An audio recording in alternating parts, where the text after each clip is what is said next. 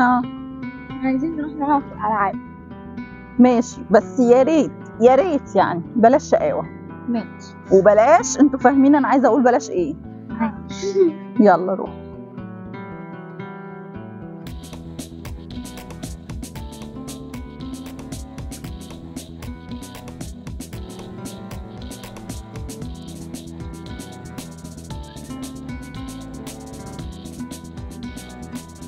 ايوه يا بنتي.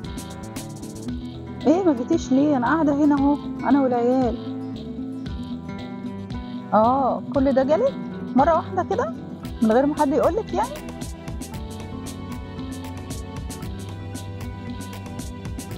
شايفه الراجل اللي واقف هناك ده؟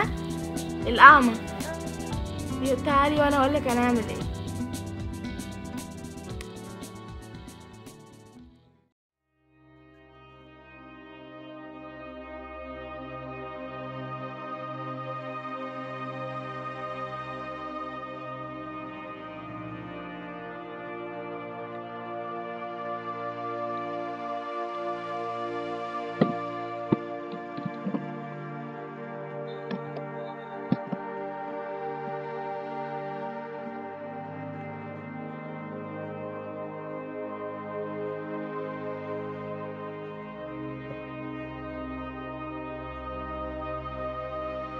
واحنا لعبنا كل حاجة، بس انا عايزة اضحك شوية. ماشي. فاكره الراجل اللي قلتلك ان هو اعمى؟ اهو قاعد هنا. تعالي هاخد منه العصايه ونشوف هو هيعمل ايه.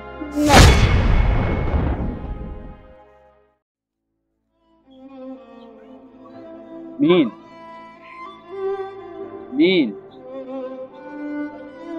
في حد هنا؟ مين؟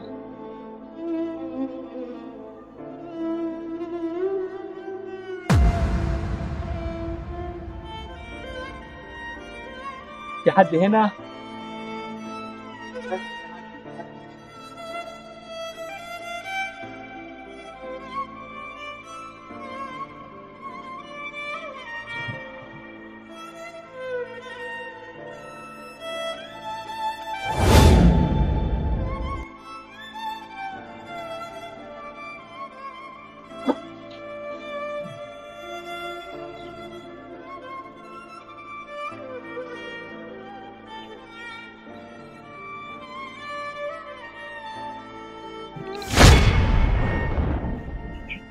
هربيك وما تروحش.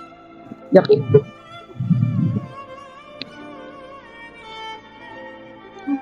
معلش والله انا اسفه، انا اسفه يا ابويا، معلش حقك عليا. عليه يا بنتي. العصايه بتاعتك اهي، معلش قوم كده بس. الولاد بس اخدوها كانوا بيلعبوا بيها، حقك عليا. عادي يا بنتي، ياما بنشوف من ده كتير، اهم حاجه ان ربنا ستر في الاخر. حقك عليا. عادي عادي يا بنتي، مفيش حاجه. طب انت مش محتاج اي حاجه؟ طيب لا ربنا يخليك يا بنتي، شكرا يا بنتي، شكرا. ربنا معاك. معاك يا بنتي. يعني انا عايزه افهم، انتوا كل ده انتوا عملتوه؟ لا احترمتوا نفسكم ولا متربيين عشان تعملوا كده في راجل اعمى وكبير في السن، تاخدوا منه العصايه وتخلوه يقع في الارض بالمنظر ده؟ انتوا عيال مش متربيه، وانا حسابي معاكم في البيت. يلا يلا.